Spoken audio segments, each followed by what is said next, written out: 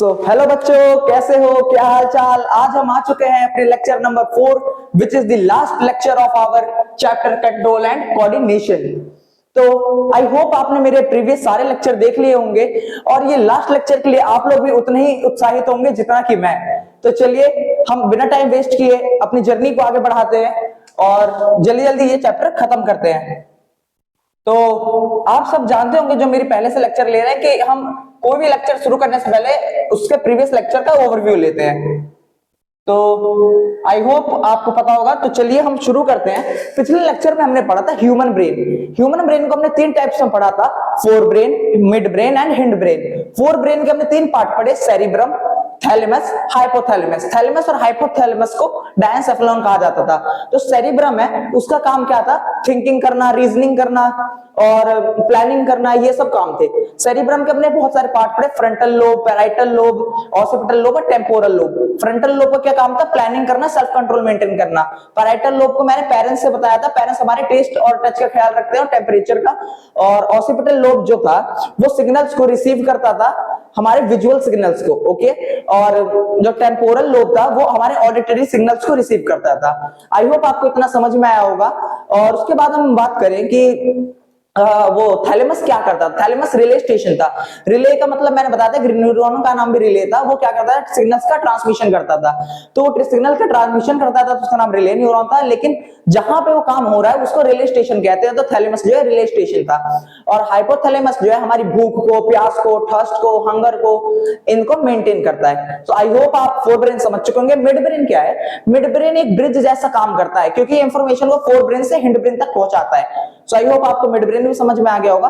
और एक तरह से बोला जाए तो मिड ब्रेन हमारे ये स्लीप साइकिल को और टेम्परेचर को भी मेंटेन करने में मदद करता है, ओके। तो हम आगे देखें कि हिंड ब्रेन में क्या था। हिंड ब्रेन के भी 3 पार्ट्स थे, cerebellum, pons and medulla oblongata. Cerebellum का बच्चों क्या काम था? सेरिबेलम का काम था कि हमारे मतलब बॉडी स्ट्रक्चर को एंड पोस्चर को मेंटेन करके रखना, ठीक है। इसलिए आपने देखा होगा जो ड्रंकन वो ह्यूमन होता है, कोई भी मतलब व्यक्ति ड्रंक कर लेता है तो वो सेरिबेलम पे असर करती है। वो जो अल्कोहल वो पीता है उसको सेरिबेलम पे जो यहाँ पे होती है असर करता है।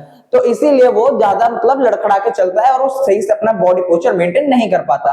तो हमने यहां तक पढ़ लिया। उसके बाद हम देखते हैं पोन्स।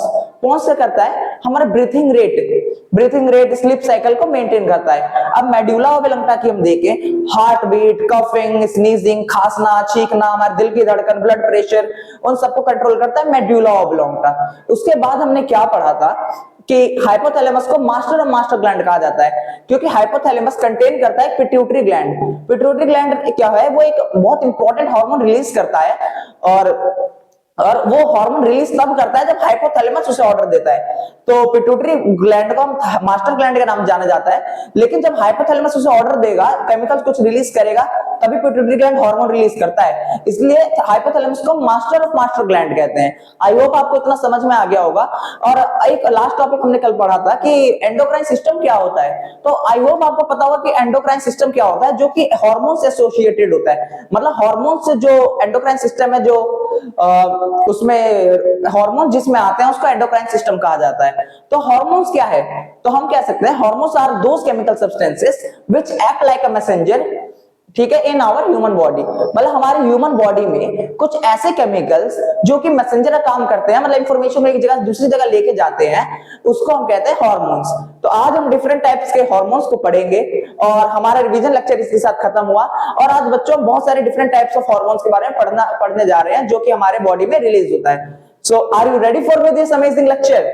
सो I think you are ready. So let's begin. तो अब हम क्या करने जा रहे हैं, पहले मैं आपको समझा दूं कि अब हम पढ़ने क्या वाले हैं। मैंने आपको पिट्यूटरी ग्लैंड बताया जिसको मास्टर ग्लैंड कहा जाता है, ठीक है। आई होप आप इतना समझ गए होंगे। ये क्या रिलीज करता है? ग्रोथ हार्मोन रिलीज करता है। क्या रिलीज करता है? ग्रोथ हार्मोन, ठीक है। इसकी जो पोजीशन कहां होती है? ब्रेन में होती है।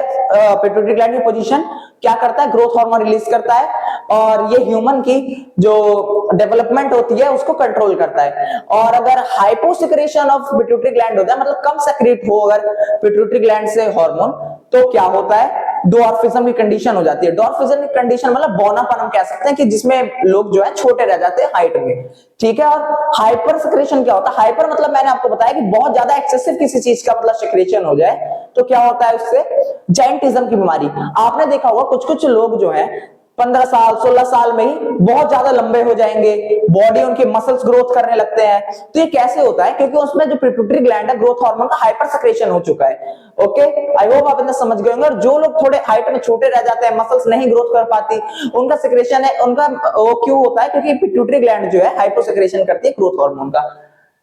तो चलिए, आई होप पहले आप इतना समझ गए होंगे। आज हम सब चीजों को फ्लो चार्ट की मदद से करेंगे।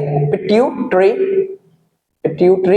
Gland, pituitary gland, I hope आप इतना समझ चुके होंगे। पिट्यूटरी ग्लैंड, ये देखिए पिट्यूटरी ग्लैंड मैंने बोला आपको। इसको हम क्या कहते हैं? इसका सेकंड नाम क्या है? मास्टर ग्लैंड हम इसको कहते हैं, मास्टर ग्लैंड।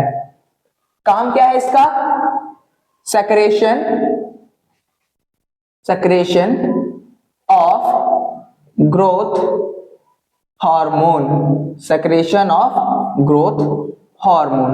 ग्रोथ हार्मोन कुछ ऐसे केमिकल सब्सटेंसेस होते हैं जो कि हमारी बॉडी को ऑर्डर देते हैं, मैसेज देते हैं कि now it's time to regain your muscles. Okay, so secretion of growth hormone, हम इसको जीएच लिखेंगे। ओके, अब मैं बार बार ग्रोथ हार्मोन नहीं लिखूंगा, जीएच लिखूंगा, तो आपको समझना पड़ेगा। तो पिट्यूटरी ग्लैंड क्या करता है? इसको हम मास्टर ग्लैंड कहते हैं, ग्रोथ हार्मोन का सेक्रेशन करता है।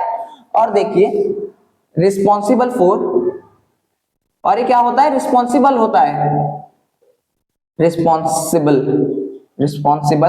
For development, responsible for development of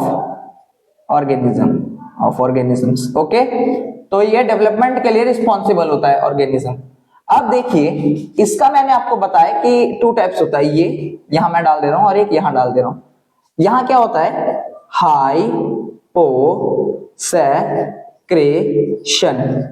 hyposecretion, मैंने आपको हाइपो का मतलब बता दिया था, लेस।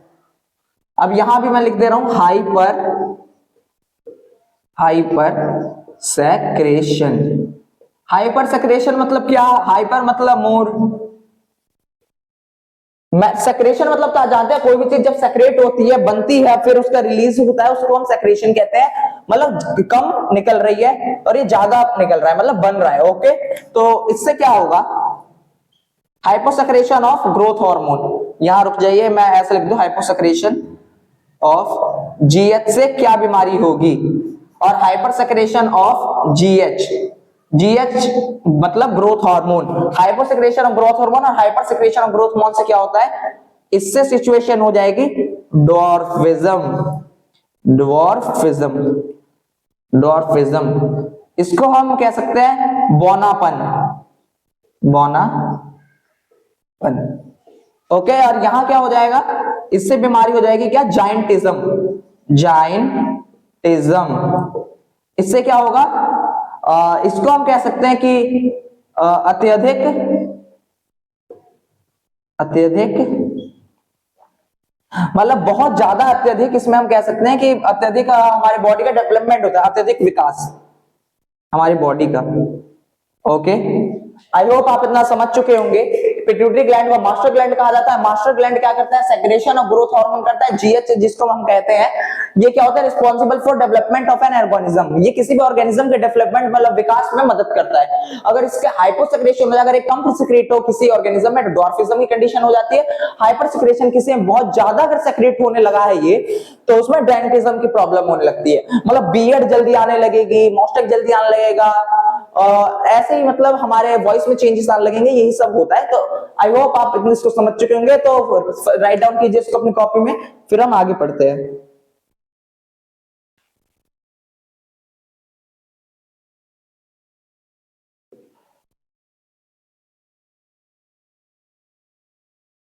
सो आई होप आपने इसको समझ लिया होगा। अब हम अगला पढ़ने जा रहे हैं। पिट्यूटरी ग्लैंड पढ़ लिया हमने, अब हम पढ़ेंगे थायराइड ग्लैंड। कौन सा ग्लैंड? Thyroid gland. तो फर्स्ट ऑफ ऑल मैं आपको समझा दूं कि थायराइड ग्लैंड होता क्या है।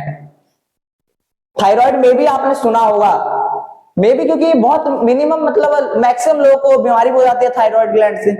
तो हम देखिए कि थायराइड ग्लैंड करता है, थायराइड ग्लैंड कौन सा हार्मोन रिलीज करता है? थायरॉक्सिन। क्या रिलीज करता है? जल्दी बोलिए। थायरॉक्सिन। मेरे साथ साथ आप इसको रिपीट करेंगे तो अब आपकी प्रोनाउंसिएशन क्लियर हो जाएगी। थायरोक्सिन हार्मोन रिलीज करता है जिसको हम T3 हार्मोन कहते हैं। क्या कहते हैं? T3 hormone. आई होप आपको अच्छे समझ आ रहा होगा। थायराइड ग्लैंड कहाँ होता है हमारी बॉडी में? ये होता है हमारे नेक पे। कहां पे? नेक पे। ओके। काम क्या होता है इसका? Control metabolism of carbohydrate, fats and protein. मतलब मेटाबॉलिज्म का मतलब आपने लाइफ प्रोसेस चैप्टर में पढ़ लिया है। मेटाबॉलिज्म का मतलब क्या कि केमिकल रिएक्शन जो हमारी बॉडी में होते हैं उसको हम मेटाबॉलिज्म कहते हैं। ओके, तो उसी को मैं बता दूं आपको कि जो मेटाबॉलिज्म होता है कार्बोहाइड्रेट का, प्रोटीन का, फैट्स का, मतलब जो इन तीनों न्यूट्रिएंट से जो हमारे बॉडी में केमिकल रिएक्शन हो रहे हैं वो कंट्रोल किसके बाद द्वारा होते हैं? थायराइड ग्लैंड के। ओके, तो हमने इतना समझ लिया।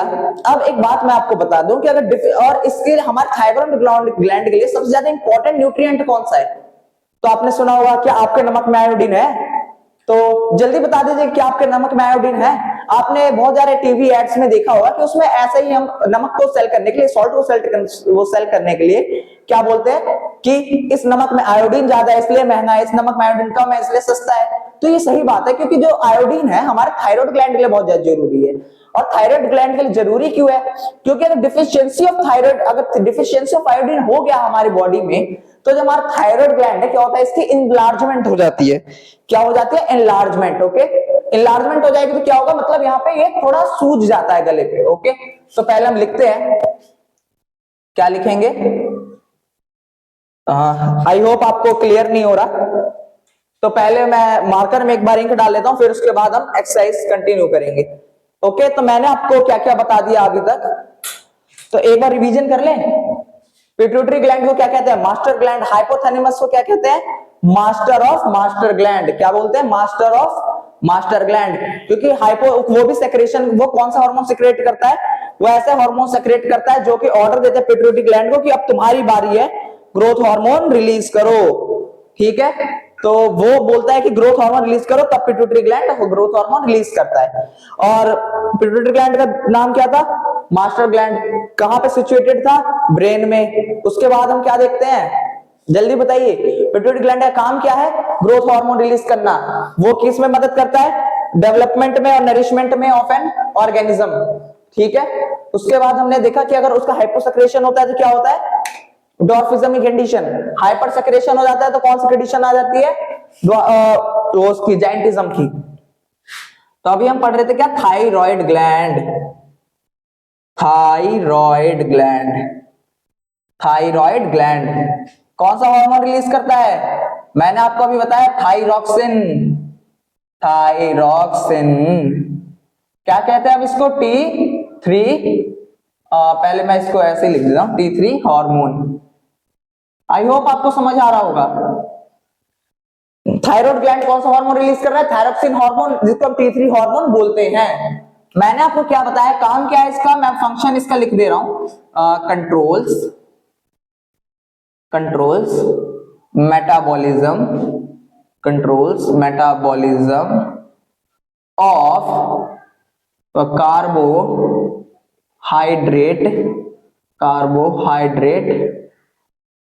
Fats and proteins. So I hope आपको इतना समझ आ गया होगा। और हम क्या लिखते हैं? ये इतना हो गया। अब इसके हम देखें, अगर यहां से हम एरो ऐसे निकालें, आयोडीन इज इंपॉर्टेंट।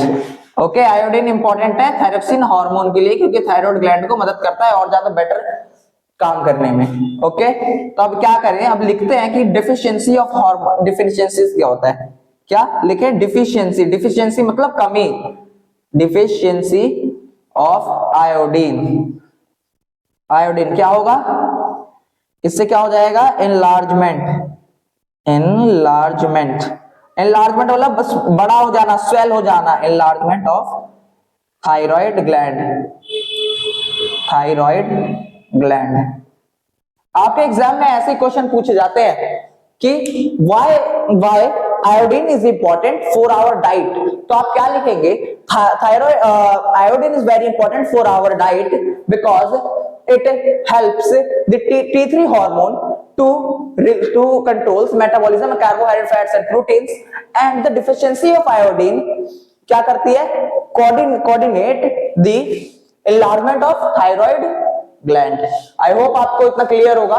तो हाँ, इसकी लोकेशन हम लिखना रह गया, इसकी लोकेशन हम यहां लिख दे रहे हैं, नेक। कहां होती है, गर्दन पे। तो फर्स्ट ऑफ ऑल इसको राइट डाउन कीजिए, फिर हम आगे बढ़ते हैं।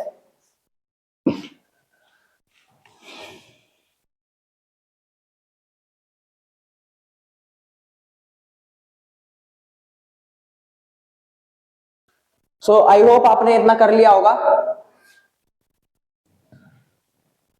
तो हम आगे बढ़ते हैं। अब हम एक और हार्मोन के बारे में जानते हैं। कौन सा हार्मोन है? तो are you excited to know about more hormones? अब अगला हार्मोन है parathyroid gland. Okay, parathyroid gland से कौन सा हार्मोन रिलीज होता है? ग्लैंड पहले बात आप ये समझिए, मैं ग्लैंड बोल रहा हूं, उसका मतलब क्या है। ग्लैंड ऐसे स्ट्रक्चर्स होते हैं हमारी बॉडी में जो कि कोई चीज सेक्रेट करने का काम करते हैं। सेक्रेट मतलब रिलीज करने का काम करते हैं। ओके, तो हम इतना समझ चुके। अब पैराथायरॉइड ग्लैंड का काम क्या है? पैराथायरॉइड ग्लैंड का काम है, देखिए, कार्बोहाइड्रेट्स, प्रोटीन्स, फैट्स को तो हमारे थायराइड ग्लैंड ने संभाल लिया, मेटाबॉलिज्म में मदद कर दी। अब कैल्शियम, फास्फोरस को कौन मदद करेगा? उसको मदद करेगा कौन? हमारा प्यारा पैराथायरॉइड ग्लैंड है। छोटा सा लेकिन काम बहुत बढ़िया है इसका। ओके, क्योंकि कैल्शियम को आप हल्के मत लीजिए, क्योंकि हमारी बॉडी में हमारी बोन्स बनी है कैल्शियम से। हमारी बॉडी के लिए बहुत ज्यादा इंपॉर्टेंट है कैल्शियम। दूध से मिलता है कैल्शियम, कर्ड से, और भी हम पनीर से, बहुत सारी चीजों से हम कह सकते हैं। ओके, तो इतना हम समझ चुके हैं। अब आगे हम देखें पैराथायरॉइड ग्लैंड कहां पे होता है, तो वो भी हमारे नेक में होता है। ओके, कहां होता है? नेक में होता है। और कौन सा हार्मोन रिलीज होता है? पैराथॉर्मोन। डोरीमोन से याद कर लीजिए, पैराथॉर्मोन, डोरीमोन, पैराथॉर्मोन। तो आई होप आपको क्लियर होगा। चलिए इसी के आगे और थोड़ा जोड़ देते हैं। पैरा, ओके, पैराथायरॉइड ग्लैंड कहां होता है? नेक में। कौन सा हार्मोन रिलीज करता है? पैराथॉर्मोन। याद कर लो, डोरीमोन इसका नाम है पैराथॉर्मोन। ओके, तो पैराथॉर्मोन हार्मोन को ये रिलीज करता है। अब मैंने इसका काम क्या बताया, बताइए जल्दी। कंट्रोल्स, क्या कंट्रोल करता है?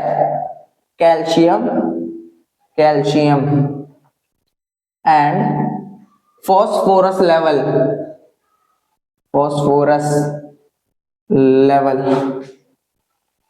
And blood. आई होप आपको समझ में आ रहा होगा।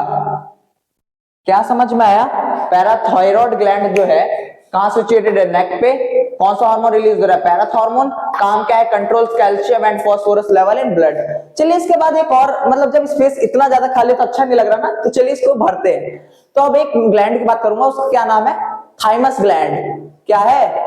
Thymus gland. कौन सा हार्मोन रिलीज करेगा? थाइमोसिन। मेरे साथ साथ बोलिए, क्या करेगा रिलीज? थाइमोसिन। ठीक है, तो थाइमोसिन जो हार्मोन है उसको रिलीज करे। अब उसका काम क्या है? अब उसका क्या काम है? प्रमोट्स, या हम कह सकते हैं helps in T lymph making tea lymphocytes. T lymphocytes क्या है? अब हमारा इम्यून सिस्टम, हम जानते हैं क्या डब्ल्यूबीसी होती है? आई होप आप जानते होंगे। इम्यून सिस्टम हमारा अगर मजबूत रहेगा तो लोग कहते हैं कि हम डिजीज से दूर रहेंगे। सही बात है। क्यों हम डिजीज से दूर रहेंगे? उसके अंदर है डब्ल्यूबीसी सेल। जब बाहर से पैथोजन, मतलब कोई डिजीज हमारी बॉडी के एंटर करती है, डब्ल्यूबीसी उससे लड़ाई करती है। इसलिए हम उसे फाइटर सेल भी कहते हैं। वो लड़ाई करती है और हमारी बॉडी को प्रोटेक्ट करती है। और हमारी बॉडी में सिर्फ डब्ल्यूबीसी नहीं, एक टी लिम्फोसाइट्स नाम का सेल होता है, वो भी हमारे इम्यून सिस्टम को मजबूत बनाने में मदद करता है। ओके, समझ रहे हैं? तो उससे जब टी लिम्फोसाइट्स भी वही काम कर रहा है जो डब्ल्यूबीसी कर रहा है, ठीक है, समझ रहे हैं? टी लिम्फोसाइट्स वही काम करता है जो डब्ल्यूबीसी करता है। और जब टी लिम्फोसाइट्स को हम मोर स्ट्रॉन्गर बनाएंगे तो हमारा इम्यून सिस्टम भी मोर स्ट्रॉन्गर होगा। आप देखिए किसी वॉर में अगर ज्यादा स्ट्रॉन्ग अगर लोग सोल्जर्स होंगे तो वो टीम जीतेगी। वैसे हमारे इम्यून सिस्टम में जितने स्ट्रॉन्ग मतलब वो होंगे सेल्स, तो हमारा इम्यून सिस्टम मजबूत होगा। तो चलिए इसको भी लिख लेते हैं। मेरे ख्याल से आप लोगों को समझ आ रहा होगा। Thymus gland. कैमरे में विजिबल है आपको ये सब? मेरी ऑडियो आ रही है? तो चलिए, जब आपको मेरी ऑडियो वीडियो क्लियर है तो उसी के साथ आगे बढ़ते हैं। थाइमस ग्लैंड, इसके बाद क्या हो गया? Thymosin hormone. कौन सा हार्मोन है? थाइमोसिन। अब मैंने क्या बताया कि इस और ये कहां पे होती है? ये बहुत मेन है। ये होती है हमारे चेस्ट पे। कहाँ लोकेटेड है? हमारे चेस्ट पे। अब थाइमोसिन का काम हमने क्या देखा? एक मिनट मैं आता हूं, एक मिनट। हाँ, हम बात कर रहे थे इम्यून सिस्टम की ना कुछ। हाँ, तो हम इसका फंक्शन रहना बाकी रह गया था, एक मिनट। अब मैंने इसमें आपको बताया था कि प्रमोट्स करता है किसको? T lymphocytes. Maturity of T lymphocytes, maturity of T lymphocytes, और यहां हम ब्रैकेट में WBC लिख दे रहे हैं। ओके, तो उसके बाद हम क्या देखते हैं? क्या becomes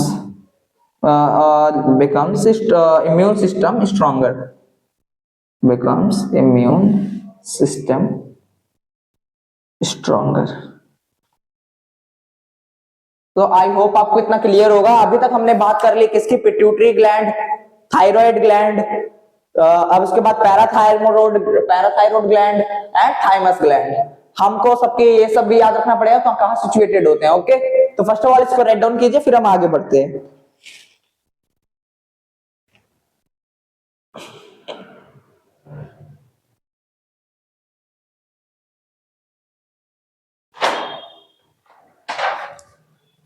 अब चलिए एक चीज हम, अब इसके बाद एक बहुत मस्त टॉपिक आया है जिसके बारे में आपको जानना भी जरूरी है, और आप एक चीज समझेंगे हमारे रियल लाइफ से जो चीज रिलेटेड है।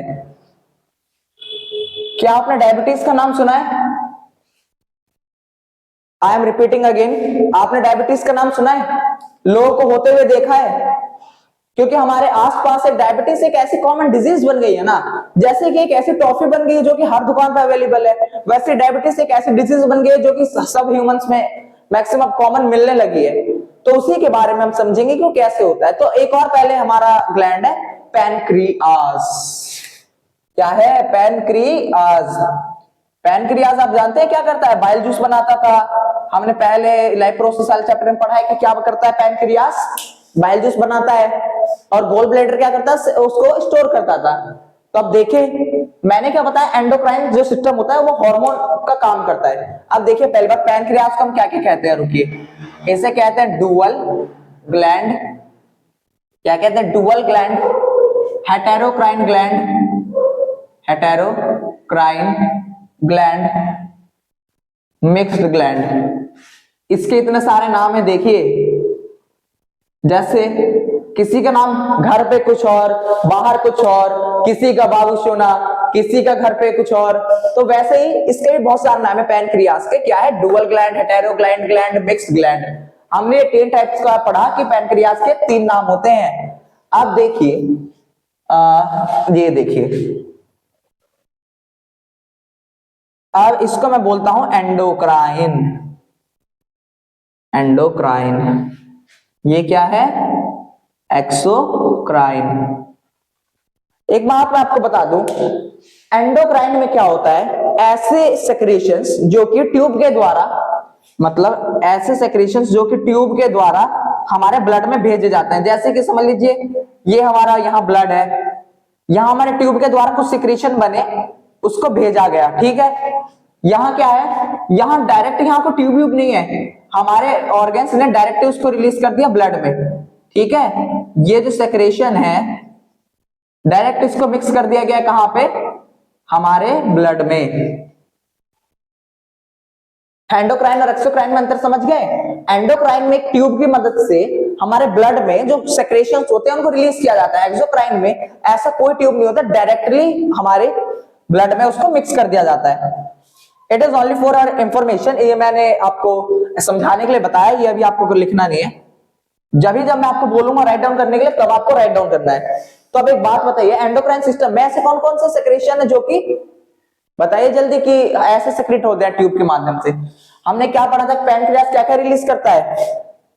Pancreatic amylase, pancreatic amylase, trypsin, क्या करता है? ट्रिप्सिन, लाइपेज, और एक्सोक्राइन में क्या रिलीज करेगा? हार्मोन्स, हार्मोन्स, ठीक है। तो आपको इतना समझ आया पैनक्रियास के कितने नाम है? डुअल ग्लैंड कहते हैं, हेटेरोग्लैंड ग्लैंड कहते हैं, मिक्स ग्लैंड कहते हैं। मिक्स ग्लैंड इसलिए कहते हैं क्योंकि दोनों टाइप का सेक्रेशन ये कर रहा है। ये क्या कर रहा है कि ऐसे कुछ एंजाइम्स को भी रिलीज करता है और ऐसे कुछ हार्मोन्स को भी रिलीज करता है। तो first of all write down it first.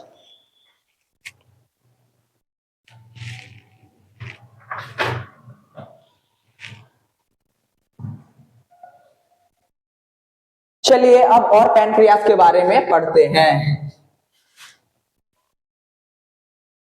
तो चलिए पैनक्रियास को अब देखते हैं। अब देखिए पैनक्रियास के अंदर होता है, अब हम डायबिटीज की ओर बढ़ रहे हैं धीरे धीरे। पहले पैनक्रियास को समझना पड़ेगा डायबिटीज से पहले। पैनक्रियास जो है उसके अंदर होते हैं अल्फा सेल और बीटा सेल। क्या होते हैं? अल्फा सेल और बीटा सेल। बहुत मजा आएगा आपको पढ़ने में भी। अल्फा सेल, इसको बच्चों इस साइन को अल्फा कहा जाता है। फिर बाद में मत बोलिएगा कि मेरे को पता नहीं था, ये आपने क्या लिख दिया। अल्फा सेल यहां होता है, ये बीटा सेल यहां लिख दे रहा हूं मैं ब्रैकेट में। क्या है ये? पैनक्रियास में कौन से दो सेल होते हैं? Alpha cell and beta cell. Alpha cell क्या बनाता है? ग्लूकागन। आप जल्दी मेरे साथ रिपीट कीजिए, ग्लूकागॉन बनाता है। बीटा सेल क्या बनाता है? इंसुलिन। अब तो आप जल्दी से बोल रहे हो कि हाँ हाँ इंसुलिन को सुना है, इंसुलिन सुना है। कहां सुना है? डायबिटीज से रिलेटेड वर्ड है इंसुलिन। आपने देखा होगा जिन लोगों को डायबिटीज हो जाता है, ठीक है, डायबिटीज का मतलब क्या है कि बॉडी में ब्लड ग्लूकोज लेवल बढ़ गया है। ब्लड में ग्लूकोज लेवल जो है, ग्लूकोज मतलब शुगर लेवल जो है बढ़ गया है, और उसी को कंट्रोल करने के लिए लोग जो है इंसुलिन के इंजेक्शन लेते हैं। किसके इंजेक्शन लेते हैं? इंसुलिन के। इंसुलिन के इंजेक्शन क्यों लेते हैं?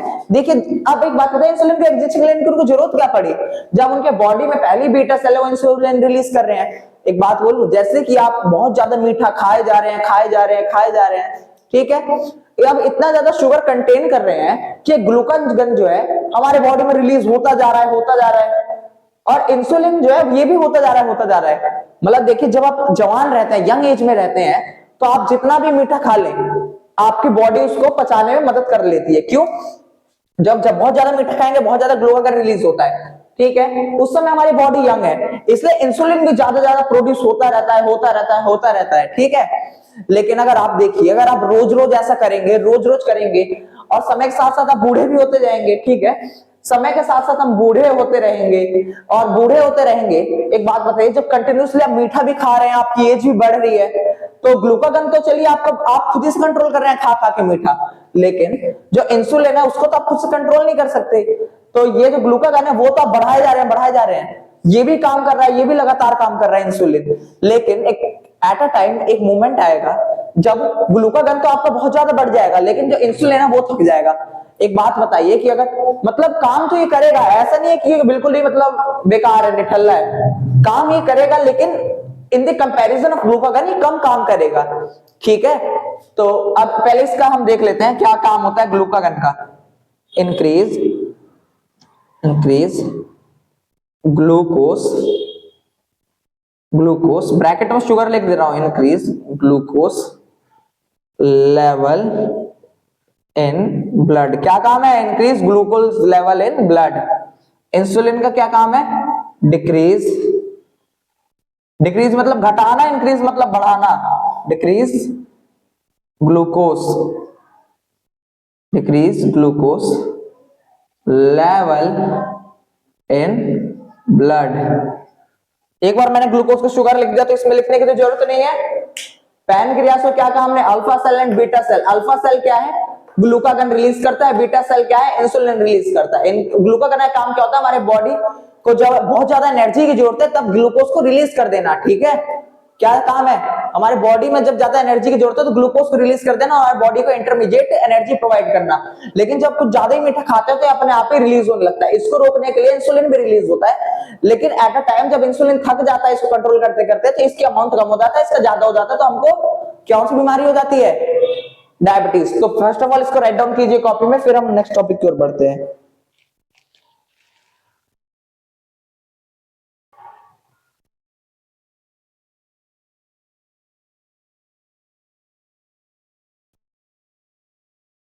तो चलिए इसके बाद आपने इतना पढ़ लिया तो इसी से एक रिलेटेड टॉपिक है फीडबैक मैकेनिज्म। क्या है? Feedback mechanism. रुकिए, लिखिए यहां पे, feed back mechanism, feedback mechanism, ठीक है। अब यहां देखिए, हम कुछ स्टेप्स लिखेंगे। एक बात देखिए, अब लिखते हैं, increase glucose level in blood by alpha cell. Okay, हमारे बॉडी में अमाउंट ऑफ ग्लूकोज बढ़ गया बाय द अल्फा सेल। उसके बाद क्या हुआ? Detected by the beta cell. Beta cell के द्वारा से डिटेक्ट कर लिया गया कि हमारे बॉडी में जो ग्लूकोज का अमाउंट है बहुत ज्यादा रिलीज हो रहा है। अब रिलीजेस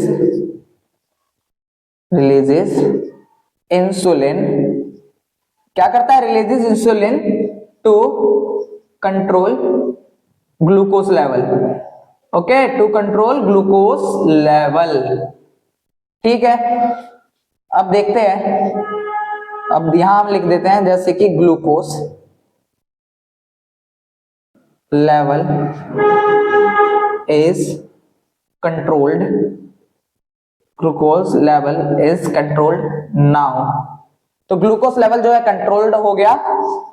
मतलब जब एसिड और बेस दोनों का सेम अमाउंट मिला जाए तो न्यूट्रल हो जाता है। वैसे ही ग्लूकागन और इंसुलिन को जब वो बराबर अमाउंट में मिलाया जाए तो ग्लूकोज लेवल ब्लड में जो होता है कंट्रोल्ड हो जाता है। उसके बाद क्या होता है? Release of insulin gets stopped. I hope आपको इतना समझ में आया होगा।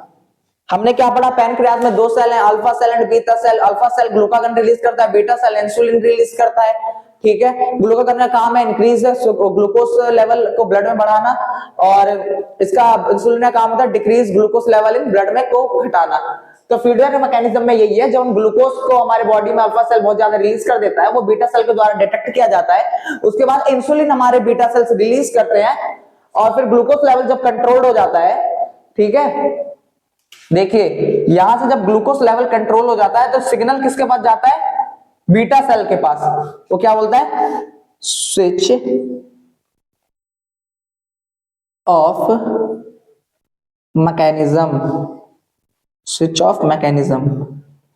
मतलब कि अब अमाउंट जो है कंट्रोल में आ गया, अब रुक जाइए। सबसे पहले ग्लूकोज लेवल ब्लड में बढ़ा अल्फा सेल के बाद द्वारा, और फिर बीटा सेल द्वारा उसे डिटेक्ट किया गया, फिर इंसुलिन को रिलीज किया गया कि ग्लूकोज लेवल कंट्रोल में आ जाए। जब ग्लूकोज लेवल कंट्रोल में आ गया तो हमारे बीटा सेल ने दोबारा से डिटेक्ट किया क्या कि हाँ, अब इंसुलिन की जरूरत खत्म हो गई, अब मैं रुक जाता हूँ, थक गया हूं थोड़ा, तो ये रुक गया।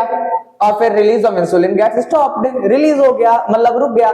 सो आई होप आपको क्लियर होगा। तो जल्दी से इसको राइट डाउन कीजिए कॉपी में।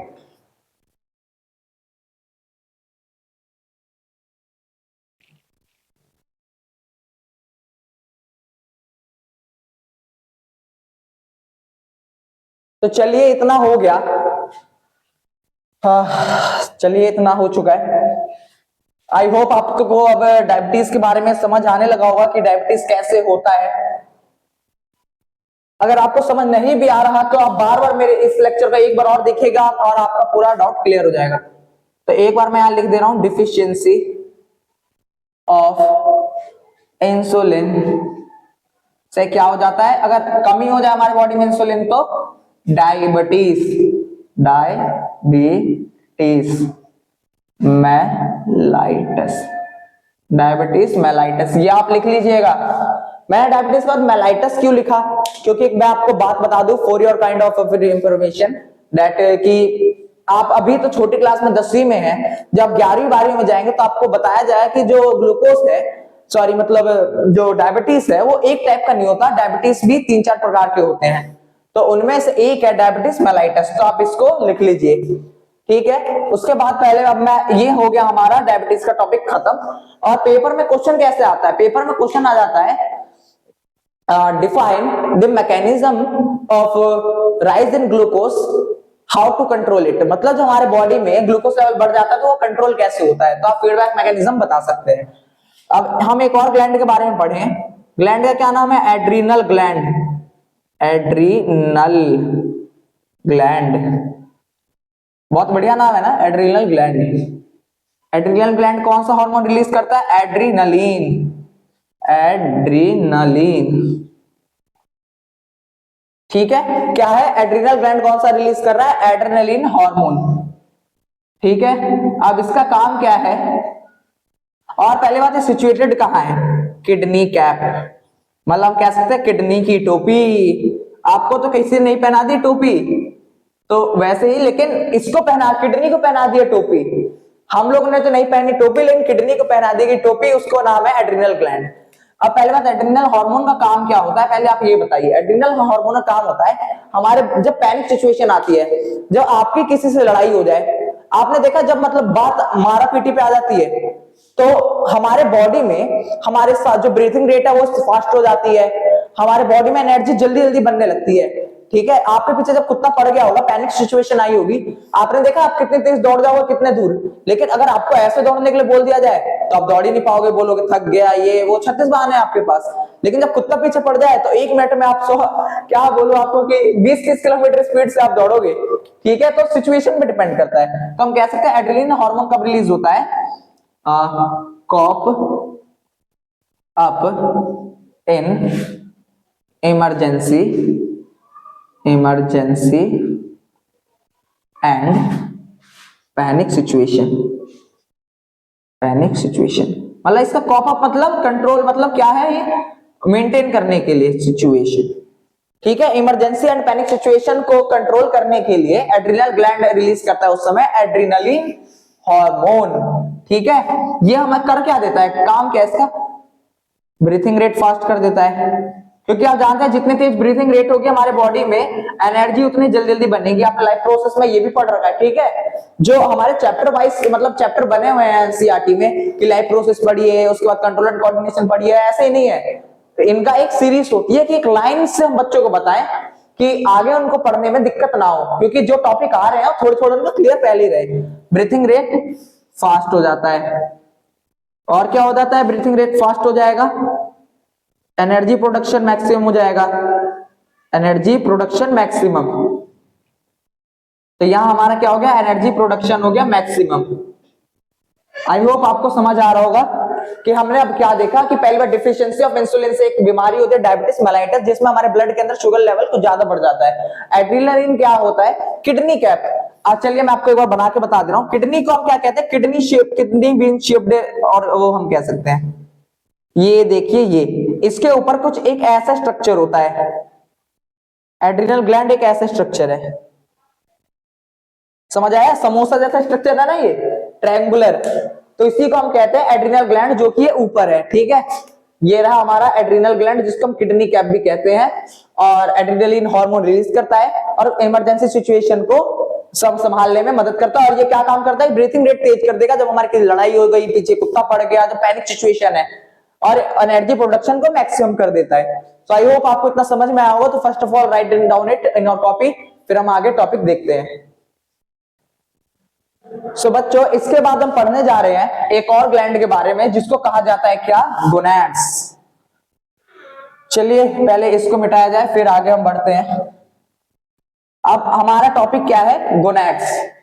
गोनैड्स क्या है, गोनैड्स ह्यूमन सेक्स ऑर्गन्स होते हैं। ह्यूमन सेक्स ऑर्गन्स को हम गोनैड्स कहते हैं। मेल में क्या होता है, पेयर ऑफ टेस्टिस होती है, ठीक है। फीमेल में क्या होता है, पेयर ऑफ ओवरी होती है। जो मेल में होता है पेयर ऑफ टेस्टिस, वो बनाता है टेस्टोस्टेरोन हार्मोन, और मेल में जो फीमेल में होती है पेयर ऑफ ओवरी, वो क्या बनाती है, इज एस्ट्रोजन एंड प्रोजेस्टेरोन। तो चलिए इसको लिखते हैं, गोनैड्स। ओके, क्या है gonads, human sex organ. Okay, इसको हम देखें डिवाइड करें, इसको हम डिवाइड करते हैं। ओके, क्या हो गया, मेल और फीमेल। देखिए हम मेल और फीमेल को ऐसे दर्शाते हैं, हम लिख देता हूं मेल एंड फीमेल। ये सिंबल है मेल और फीमेल को दर्शाने का। आपको आगे चलेंगे तो आप मेल लिखने की जगह ये सिंबल ही बना देंगे, फीमेल की जगह होगा वॉट सिंबल, वाला सिंबल बना देंगे तो काम आपका चल जाएगा।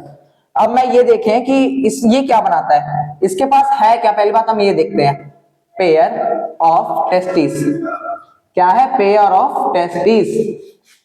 इसके पास क्या है, पेयर ऑफ ओवेरी। अब पेयर ऑफ टेस्टिस कौन सा हार्मोन रिलीज कर रहे हैं, आप देखिए ये ग्लैंड्स है, टेस्टिस जो ग्लैंड्स है, ओवेरी जो है ग्लैंड है जो कि कुछ रिलीज कर रहे हैं। ये क्या करता है, टेस्टोस्टेरॉन, टेस्टोस्टेरॉन। ये हो गया टेस्टोस्टेरॉन, मेल सेक्स हार्मोन कहते हैं हम इसे। और पेयर ऑफ ओवेरी में ये यहाँ क्या होता है, एस्ट्रोजन, एस्ट्रोजन, एस्ट्रोजन रिलीज हो रहा है। और क्या हो रहा है, प्रोजेस्टेरॉन। ओके, क्या हो गया, प्रोजेस्टेरॉन। आई होप आपको इतना समझ में आया होगा कि हमारे बॉडी में गोनाड्स होते हैं, मेल और फीमेल दोनों में। ह्यूमन सेक्स ऑर्गन कहा जाता है गोनाड्स को। तो मेल में होता है पेयर ऑफ टेस्टिस, फीमेल में होता है पेयर ऑफ ओवेरी। और मेल जो रिलीज करते हैं हार्मोन उसका नाम है टेस्टोस्टेरोन, और पेयर ऑफ ओवेरी होता है उसका होता है एस्ट्रोजन और प्रोजेस्टेरॉन। और जो टेस्टोस्टेरोन है वो सिर्फ सेक्स से टाइम ही काम नहीं आता है, इसके और भी फंक्शन होते हैं हमारी बॉडी में, जैसे कि मसल्स बिल्डिंग में। आपने जिम वाले बंदों को देखा होगा, जो बंदे जिम जाते हैं उनके बॉडी में अगर टेस्टोस्टेरोन लेवल अगर कम रहता है, मतलब अगर उनके बॉडी में टेस्टोस्टेरोन बहुत ज्यादा कम है, ठीक है, तो क्या मसला, मतलब क्या दिक्कत है उनको दिक्कत ये है कि उनके बॉडी में टेस्टोस्टेरोन लेवल कम होता है। या फिर तो बहुत ज्यादा मोटे बंदे, बहुत ज्यादा मोटे मैं जिन्हों कह रहा हूं, आप उनका टेस्ट करा लीजिएगा कि उनकी बॉडी में हमेशा टेस्टोस्टेरोन लेवल आपको कम पाएगा। ठीक है, तो मैं आपको ये बताना चाह रहा हूं मेनली कि मसल बिल्डिंग में टेस्टोस्टेरोन का बहुत ज्यादा काम है, and during this sex time it is very important. और ये भी मैं आपको बता रहा हूं कि जो मोटे बंदे होते हैं, बहुत ज्यादा फैटी लोग होते हैं, उनके अंदर टेस्टोस्टेरोन के लेवल कम होता है। Okay, so first of all write down it first, फिर we will go about next topic.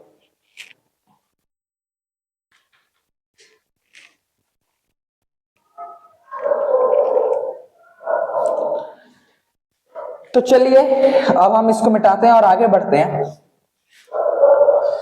ठीक है, तो अब हम यहां देख रहे हैं और हम आगे बढ़ते हैं क्या, कि कोऑर्डिनेशन इन प्लांट्स कैसे होता है। अभी हमने ह्यूमंस की बात कर ली पूरा, कि उनके बॉडी में एंडोक्राइन सिस्टम का खत्म हो चुका है। अब हम पढ़ रहे हैं कोऑर्डिनेशन इन प्लांट्स। प्लांट्स में कोऑर्डिनेशन कैसे होता है। एक मिनट, मैं इंक ढूंढ के आता हूं। तो चलिए एक मिनट, मैं आपको बता दूं प्लांट्स में अब क्या होता है। प्लांट्स में कोऑर्डिनेशन वो होता है मूवमेंट्स के वजह से। इसमें आपको लिए अच्छा है कि इसमें आपको ज्यादा नहीं पढ़ना है, मूवमेंट्स एंड हार्मोन्स। अब आप बोलेंगे कि प्लांट्स में भी क्या आफत है कि अब इसमें भी हमें हार्मोन्स पढ़ रहे। एनिमल्स में तो हमने पढ़े, अब हम प्लांट्स में पढ़ लेंगे थोड़े बहुत। तो देखिए हमने पहली बात पढ़ा कोऑर्डिनेशन प्लांट्स में को कैसे होता है, by the movements and hormones. ठीक है, अब हम देखें कि response in plants, plants response कैसे करते हैं। रिस्पॉन्स इन प्लांट्स, प्लांट्स में रिस्पॉन्स कैसे होता है। अब रिस्पॉन्स हम प्लांट्स में देखें तो टू मेथड्स होते हैं, नास्टिक मूवमेंट। अभी देखिए हम क्या पढ़ रहे हैं, मूवमेंट्स को, नास्टिक मूवमेंट पढ़ेंगे and tropic movement. Nastic movement, nastic movement and tropic movement, nastic movement and tropic movement. I hope आपको समझ में आ रहा होगा कि प्लांट्स में कोऑर्डिनेशन कैसे होता है, by the movements and hormones. सबसे पहले मूवमेंट्स वाला पार्ट पढ़ेंगे, फिर हम हार्मोन्स पे जाएंगे। मूवमेंट्स में हम देखें तो मूवमेंट टू टाइप्स के होते हैं, nastic movement, tropic movement. So first of all write down it first.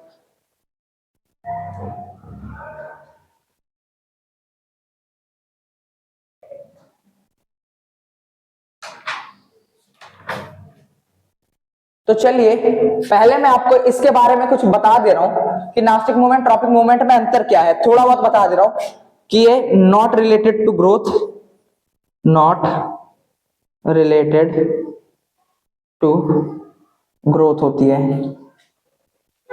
ये ट्रॉपिक मूवमेंट जो है रिलेटेड टू ग्रोथ है, कि क्या है, ग्रोथ से रिलेटेड है, ग्रोथ रिलेटेड टू ग्रोथ। ठीक है, और इसमें खाली इंडिपेंडेंट मूवमेंट होता है। independent movement, independent movement, independent movement and dependent movement इसमें होता है, डिपेंडेंट मूवमेंट। चलिए ये तो मैंने आपको बहुत ज्यादा एक ओवरव्यू बता दिया। अभी हम डिफरेंस बिटवीन करेंगे कि नासिक मूवमेंट ट्रॉपिक मूवमेंट में होता क्या है, तो आप इसको और अच्छे से जानेंगे। तो चलिए पहले मैं आपको tropic movement and nastic movement को बता दे रहा हूं। पहले आपको मैं डिफरेंस बता दे रहा हूं कि नास्टिक मूवमेंट और ट्रॉपिक मूवमेंट में अंतर क्या है। तो हम यहां आते हैं, फर्स्ट ऑफ ऑल एक बार दोबारा इंक डाल लेते हैं। बच्चों हमारे पास मतलब स्मार्ट बोर्ड नहीं है कि अभी अभी नया नया हमने ये यूट्यूब चैनल चालू किया है। कि आप जानते हैं कि हमने जो यूट्यूब चैनल मतलब खोला है, इसका मतलब मेन मोटिव क्या है? इसका मोटिव ये है कि बच्चों जो मतलब कंटेंट आपको, क्या मैं बोल रहा हूं कि जो कंटेंट आपको मतलब पैड बेसिस में मिलते हैं, पैड बैचेस ओके, वो कंटेंट हम आपको फ्री ऑफ कॉस्ट देना चाहते हैं। मतलब हमने बहुत जगह देखा है कि आपको YouTube पे वन शॉट्स आपको प्रोवाइडेड किए जाते हैं, ठीक है। और अच्छी बात है ये, क्योंकि किसी भी मतलब मैं ये नहीं कह रहा हूं कि बहुत सारे इंस्टीट्यूट्स हैं, एलन फिजिक्स वाला, वेदांतु, मतलब ऐसे जो ये लोग प्राइवेट इंस्टीट्यूट्स हैं, ये बहुत अच्छा करते हैं कि ये मतलब कम से कम बच्चों को मतलब ऑनलाइन मीडियम में आपको वन शॉट प्रोवाइड करते हैं कि आप ड्यूरिंग द टाइम मतलब जब एग्जाम टाइम होता है तो आप जल्द से जल्द अपना सिलेबस खत्म करें और एग्जाम में अच्छा स्कोर करें। लेकिन मेरा मानना यह है कि अगर आप इस एग्जाम में खाली अच्छा स्कोर करने के लिए पढ़े और नॉलेज के लिए पढ़े तो there is a very big difference between them, ठीक है। और नॉलेज के लिए पढ़ना और पेपर के लिए पढ़ना दोनों अलग चीज है, क्योंकि मार्क्स भले ही आपको अगर नॉलेज है और मार्क्स कम आ गए तो दुनिया आपको जज करती है, ठीक है। लेकिन मैं चाहता हूं ना कि आपको मार्क्स के दम पे नहीं, आपके नॉलेज के बेस पे मतलब जज करे। इसलिए आपने देखा होगा मेरे जो लेक्चर बाय लेक्चर है, मैं भी चाहूं तो वन शॉट में आपका पूरा खत्म करवा दूं, लेकिन इससे होगा क्या? इससे होगा ये कि आपको खाली मतलब पता लग जाएगा, आप रट्टा मार लेंगे, लेकिन आपको समझ कुछ नहीं आएगा। और देखिए छोटे चैप्टर में भी मैं आपको 4 लेक्चर दे रहा हूं 1-1 घंटे की, इसका मेरा क्या मोटिव है? मेरी तो मेहनत लग रही है ना, और आपके भी एफर्ट्स लग रहे हैं। आप चाहे तो इस लेक्चर को 1 घंटे में भी खत्म कर दे। यूट्यूब पे ऐसे बहुत सारे वन शॉट है जो आपको बिल्कुल 1 घंटे में पूरा चैप्टर खत्म करा देंगे, लेकिन वो मतलब आपको क्या मैं बताऊं कि वो कंसेप्ट आपको नहीं मिल सकता। तो कंसेप्ट के लिए आपको पढ़ना ही पड़ेगा। तो चलिए पहले मैं ज्यादा टाइम वेस्ट नहीं करता हूं और मैं आगे की ओर बढ़ता हूं। हम पढ़ते हैं नास्टिक एंड ट्रॉपिक मूवमेंट पे अंतर, nastic and tropic movement. I hope मैंने पार्शियलिटी कर दी, इसको ज्यादा जगह दे दी, उसको कम दे दी। चलिए कोई नहीं। क्या आपने वो लिख लिया था पिछला वाला? मैंने आपको राइट डाउन करने के लिए मतलब बोलना भूल गया। तो चलिए कोई नहीं, मैं आपको पहले बता दूं, इसमें जो है मैंने आपको पहले ही बता दिया था कि इंडिपेंडेंट मूवमेंट होती है। मतलब ये जो इसकी मूवमेंट है किसी पे इंडिपेंडेंट ग्रोथ होती है, ठीक है। मतलब इसकी जो ग्रोथ है वो किसी पे डिपेंडेंट नहीं होती है। ट्रॉपिक मूवमेंट इसकी ग्रोथ जो है डिपेंडेंट होती है। ये आ सकता है पेपर में, और इसी से मतलब मैं कुछ क्वेश्चन तो आपको ऐसे बता दूंगा जो डेफिनेटली आएंगे। और देखिए ये found in some specialized plant, found in some specialized plant. इसमें मैं इसका देखूं, फाउंड इन ऑल प्लांट्स। हमने क्या देखा है, ये सिर्फ कुछ प्लांट्स में ही पाया जाता है नास्टिक मूवमेंट, और ये सभी प्लांट्स में पाया जाता है, ठीक है। आई होप आपको क्लियर होगा। तो ये देखिए ये कुछ है मतलब स्पेशलाइज्ड प्लांट से पाया जाता है और ये सभी प्लांट्स में।